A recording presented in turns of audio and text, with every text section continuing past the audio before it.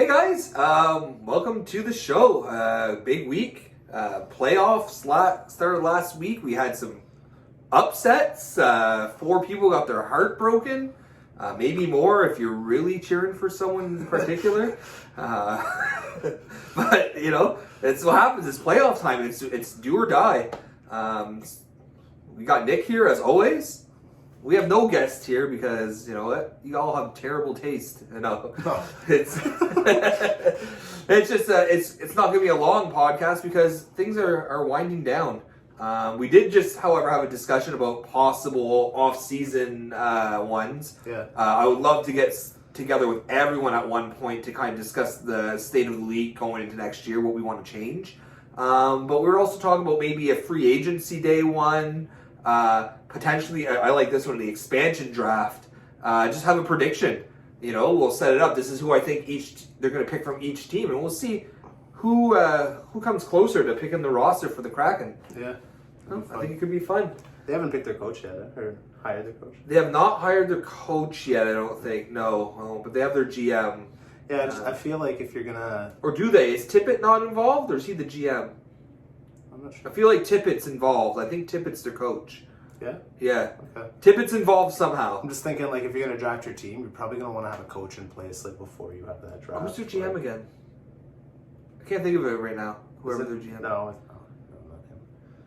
But Tippett's involved. Where's, what's the guy, Gerard Gallant, there? He's nowhere. Oh. We're having technical difficulty. Yeah, I lost some power there, so give me a minute. Let's put that back in. Gallant is doing nothing. Or was he? Was he tied to them? I know he was the first coach for Vegas, but he got recently. Oh, we're experiencing this technical difficulty? Exactly. Let's Google. I'm going to fact check. I'm going to find it. Shane the stat guy. Stat guy this week. I'm doing everything. GMing, I'm commissioning, like, crack it.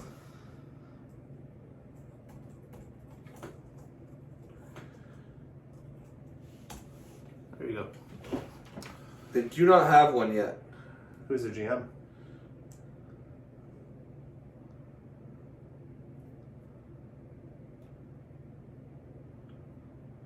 Ron Francis. Oh, yeah. Yeah, Ron Francis. I knew it was someone. I can't believe it. I've been hearing the name for like a year now. I'm like, just didn't clue in. Just one of those things that slip your mind. Like, who forgets about Ron Francis? We do. Yeah. Sorry, Ron, if you're watching. Honestly, I don't think Torts is going back to Columbus. So I don't think he is. I would love to see him take a... like just a young, hard-working team. Exactly. Like, you know, you get a bunch of grinders, no superstars. That's his stuff right there, right? You're going to get kind of the same format probably that you had from Vegas, right? Where you're just going to pick a bunch of second and third line guys. And like you said, no real superstar. And then you can make your trades and you know, go through the draft and such, but I don't know. I was reading today, though, like I like to check rumors every now and then, and they were saying that the Kraken might go hard after Hamilton as a free agent. Yeah.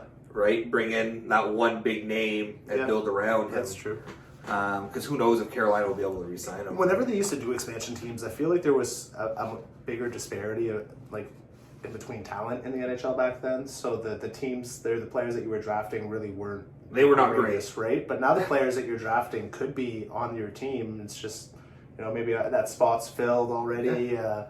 Like there's not a huge difference between a fourth liner and a first liner in the NHL anymore. I can barely remember any of the teams, expansion teams that I've lived through. Yeah. But I do remember Florida with Van Beesbrook. That was a great pick. You know, he turned out solid for them. And Scott Mellenby all of a sudden was a goal scorer. Where'd he come from?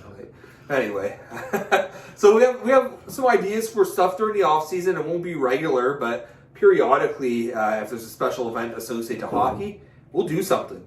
And if you guys have ideas that you want, that maybe we can that you can contribute as well, we'll take all ideas and we'll roll with them. But the off season's gonna be long, and I don't know about you guys. I itch for hockey, so you know I'm gonna play Chell all summer just because it's the only hockey I get. But let's get to last week's results, I guess. Nick, buddy, why don't you tell me? Why don't you tell us? Oh, I'm gonna tell you. Yeah. Pat, you ready to rumble? Comes into town against Team Ramrod. And you know what? Max on my team said, I'm Patcher ready, buddy. I'm Patcher ready to rumble. It was a hard-fought week, honestly. The score, it shows 9-6. But there were a lot of categories that were really close. I took a gamble on Saturday night. I benched Kemper just in case, because I could have won one category, but I could have lost two. Ended up Kemper got a shutout. It would have been safe, but I would have sucked winning or losing with Kemper on the bench after a shutout. Yeah. But it was a calculated risk. I figured it was worth it. Our goals and assists were pretty much tied going into Saturday when my team just ran them over. But it was a good hard fought week. Good luck next year, Patch. Maybe change your name unless you draft Patch already. I don't know. This is actually the closest matchup of the week. It was the closest matchup in the 9-6. Well, the others were 3 points as well, but yeah, it was pretty close. Well, you tell me about this one. The upset of the century here. We got the mighty Cherry Pickin' Daddy versus Charlie Browns. Yeah, good for Kyle. I really like to see the 8 seed. I know I'd taken the Charlie Brown just because he was on a 12-game win streak there, but the 8 seed, dethroning the first overall again. And what did you say was the stat, like 4 out of the 5 years? Kyle was saying the stat is 6 out of the 7 years since we started the league. It's only been a keeper for 5, but it was a league 2 years before that, and the first round, first seeded player almost always loses. That's funny. That is a crazy stat, for the first round, right? Yeah. So we mentioned it throughout the whole year that that person who's an 8th is typically coming in on a hot streak, right? They have to battle to get in there. So that's why I lost 4 in a row, guys. You want to get out of that first round. I want to avoid that. That's funny. The old death position here. It was a good matchup, though. I think Kyle just had him outmatched in man games. Yeah. And then Ovi gets injured and misses his first game since 2015. That sucks. He had 2 games scheduled that week, and guess what? You're going to miss one for injury. Everything was against Sean. Feel free, guys, to mock him. He was a little self-conscious the other night, saying that he feels like he's becoming a joke of the league, kind of like Clefbaum. That it's a running joke that, hey, Sean's just going to lose in the first round. But it's all in good fun. He's a good GM. I'm sure one day things will bounce in his favor. You would hope so, at least. Maybe. Maybe. I don't know. All right. Well, we had Dull Try the Beef versus Relentless. I mean, this was a close matchup. I thought Relentless had it. And then the weekend happened, and all of a sudden, Daltry's in the lead. You know what happened? Was Matt Murray showed up, apparently. Oh, finally. He says, you know what? I'm earning $6 million this season. I might as well show up for a week. And that's what he did. He showed up for a week, played well, got injured in the last game of the week. That sucks. He did not even finish the game. So it sucks for Relentless that happened. But no, good job, Daltrey. Congratulations. Better luck next year, Relentless. It was not bad for his first year in the league. It turned his team around because that was a bottom-feeding team for the most part, and he just turned it right around. He got all of Travis's good players. Yeah. And they said, hey, I'll show you how to use these guys. Well, why don't you tell me about Domo versus Plums here? Yeah, well, this one's going to be exciting because it sets up the matchup of the Daltrys this week. But Domo taking on Kyle right in the Plums with an 8-5 victory. I didn't take a look at the scores too much there, but I think that Domo was pretty much in the lead throughout the whole week. It seemed like he had this one. No? Honestly, Plums had it, and then he started Jones on Saturday night, and Jones got lit up. He was in the same scenario. He was like, do I start him, do I not? And he let in just enough that he dropped in the goalie stats, and he couldn't recoup. That's funny. So, Martin Jones, don't start him, ever. Hey, he went on a run for me there, and he was heartbroken when you dropped him. That's what happened. Yeah. Word got around. Sauce dropped me? Oh, times are tough. What do I do? What do I do with my life? Give me a shot, Plums. Oh, I let you down. Then, no. It happens. But overall, guys, a great first week for playoffs. My heart goes out to those who are out. I've been there several times. In fact, every year I'm usually out. So, but I know what you're going through. But better luck next year. Draft better. I don't know. Trade better. Well, Speaking of which, let's go over our predictions here. I don't have anything fancy to show. I just have a nice little notepad here with all the details. But Daltrey and Kyle decided to settle their regular season tie with playoff predictions. So at least it'll make that a little exciting here to hear about. I don't know for you, maybe not for you guys. I'm excited to see who wins it. I want to know who I'm sending $20 to from an anonymous donor. So week 1, our best record for week 1 was Daltrey. Of course. Yeah. With a 4, he went 4 for 4. So that's impressive. Our worst record was our guest last week was Plumdor. Plums went 1 for 4. Every other player went 2 for 4 in their predictions. So only 6 people participated. Not the end of the world. It's just 3 weeks worth, right? Just something to add some fun. But yeah, it looks like Daltrey's is going to be hard to beat for that $20 now. Yeah. He's got a 2-game lead, and there's only 3 series left. That's so. true. Like, Kyle needs to go perfect, and Daltrey has to really fuck up. Yeah. But no, something exciting. But let's talk about these 2 matchups.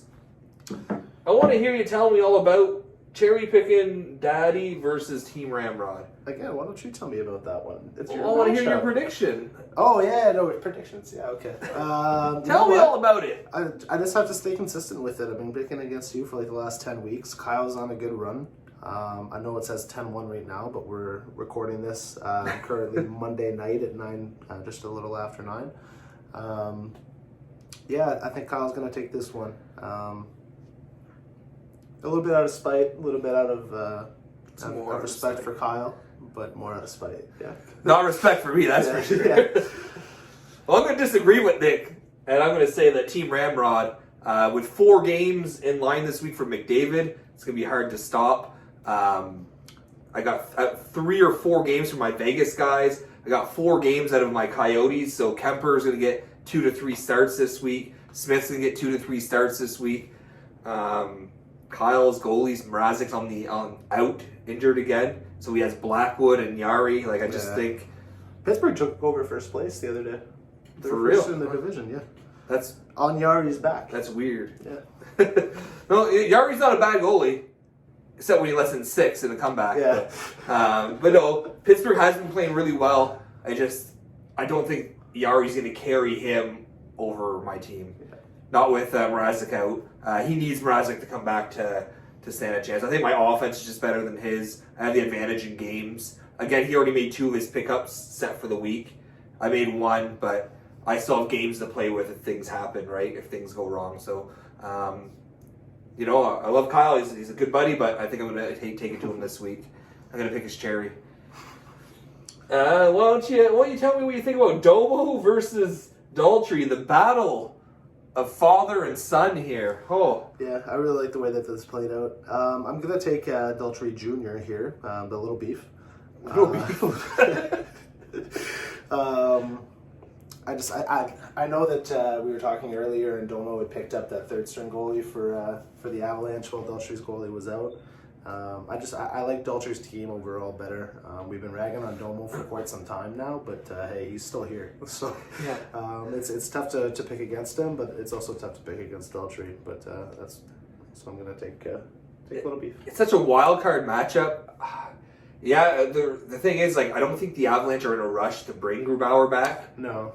Right? So I think that is a big advantage for Domo. And like you said, Murray just got hurt in his last game, So right now, Daltrey's riding Corpusalo until Grubauer gets some games. So that's not very promising. But his dad's not much better off. No. He's running Carolina's Nedeljkovic. He's having a great year. He's having a great year, but he's not the starter there. He's filling in. And actually, Reimer's playing tonight. So, and he's riding Subban.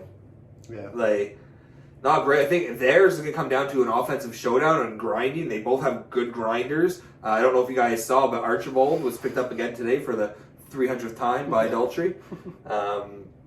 But yeah, like, I think it's gonna be a really grinded out series. I think Daltrey has the better offense, but I don't know. I can't say that for sure because Domo's guys have been scoring. But I'm gonna assume Grubauer's probably not back in a rush this week till the weekend. probably take their time. He just had COVID. He's going to take some time to skate, get used to things. I'm going to say that gives the edge to Domo, and I'm going to put my confidence in Domo. Probably for one of the few times this year, I think. And you know what, Domo, I would love to see you in the finals. I was gonna say, can you imagine him getting to the finals? I would love to see him in the finals. Because honestly, I think my team matches up better against his in the finals than it does. Because otherwise, against Daltrey, it's going to be a scoring race. Yeah. Right? Is his Avalanche going to score more than my Blues and my Oilers and Leafs? Like, I don't know. It's going to be a showdown. Like, so yeah, those are my predictions. How about you tell us what yours are, guys, and send them in? I know 2 people who will definitely send them in. Yeah. Because they want that $20. Daltrey just needs to get one pick right. Yeah, and then he clinches. Yeah. So make the right pick, Ramrod. Don't pick yourself, Daltrey. No, anything to say before we end this, buddy? No, I think that's it. Like you said, we'll try to do some shows in the off season there. So if you guys have any ideas about any of those potential shows, that'd be great. But other than that, no. Yeah. Remember, guys, it's all for this. So the winner will get their name on it and get to hold it for the year. Everyone's in town, so There's a chance it still stays in the house. there's a very good chance it still stays in the house. I'm already writing Kyle off now. No, I think it's gonna be a good matchup. Like, I think I have the advantage, but that doesn't mean anything until the games are played. So, all right, guys. Well, thanks for tuning in. Next week will be a fun show for sure. Honestly, if more than one people want to come in, I'd love to have like a big group of guests for like the final. Well, I guess it'd be the second final one, right? Yeah. Well, what are we gonna do? A show like for a minute just to announce the winner after that? You won't need to. I'll have videos all over when I'm holding it. I was just telling Nick that if I win, I'm telling my boss I'm not coming in the next day. I'm getting trashed, quarantine style, by myself with the trophy. There'll be videos. But no, good luck to those who are in. Better luck next year, guys. Whoever's not in. Man, we'll talk to you soon. Stay safe.